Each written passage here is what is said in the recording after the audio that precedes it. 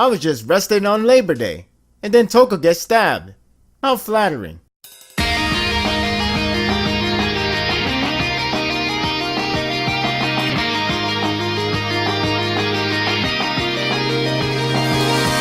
The series doesn't want you to relax for a moment, and I'm trying to relax, and I can't, because it wants you to be succumbed by horror.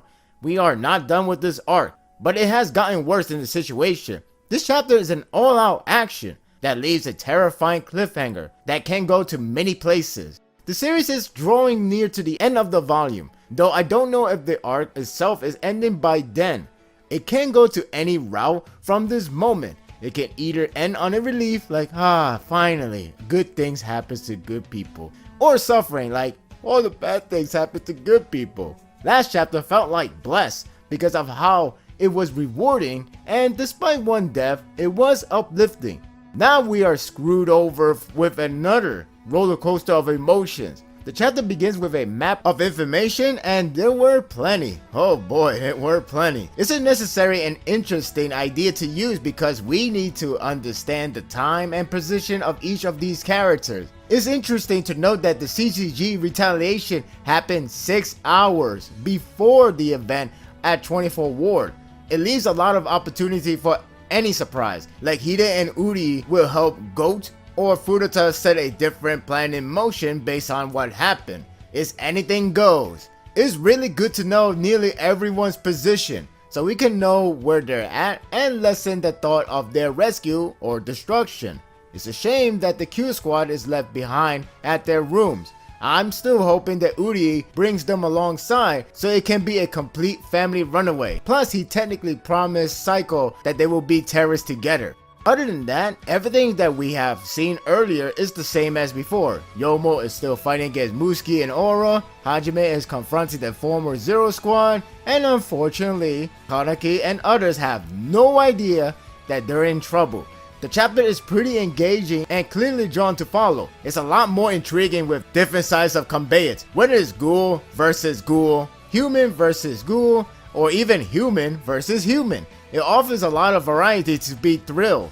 That's why this chapter got me an adrenaline ride with plenty of solid action. It also provides inserted emotional conflicts. I like Yomo's battle is thought-provoking, producing strategic play, understanding the surroundings and powers they have. At least Musuki understands that Yomo has better experience than her, so she relies on her twisted emotion to overcome him. Her Quinque or knives came at a perfect timing because it nailed the image of her sanity.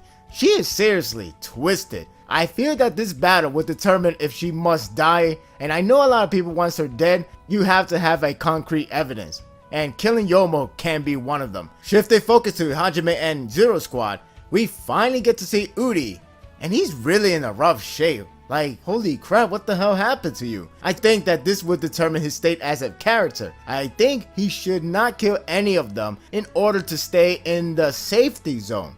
Otherwise, his path is definitely death in a dreadful way. Granted, he can still die here, but it's the right time to learn his errors of his way. This is the perfect time. Though it's not looking good with him attacking Hiroko first. It's pretty entertaining to see a different terrain of combat with all of them aside of Hajime, so a strike to the body will hurt significantly. There is plenty of maneuvers and evasion. It justifies that one hit is all it takes to lose. Hajime does enter the fray, and his is more challenging since it is more like fighting a ghoul than anything else. Even Hiroko pointed this out. It's still thrilling to see another human versus ghoul, providing a different strategic moves. Hajime was trying to distract Shio and catch him by surprise. Think it as a mind game. Shio got hurt just by touching Kagane rather than tanking it. So this feels different from the usual ghoul versus ghoul. They did suggest that they have a past history, so it's clear that they know each other, and possibly we're going to have a flashback in the future. All battles are going to get intense from this point forward, and I'm really liking what I'm seeing so far. Just when I was hoping the parallel would stop, this chapter returns with another one. And now, I'm really worried. Toka and others are getting close to Route E14 so they can avoid any followers for conflict. Toka has gotten so far. It was so close. Out of nowhere, a dagger is tossed right at her shoulder. Now, we are in deep shit of trouble. Recall that Kaneki was stopped at V14 by Arima. Now it's Toka's turn at E14. There's a parallel. How freaking cruel, Ishida. The dagger is 156, which only means Suzuya is behind that attack. I remember there was a poem by Ishida a while back, and it does eerily fits in this scenario. If that's the case, then we can expect the worst, and if he's the one to kill her, this would be a terrifying and the most messed up development.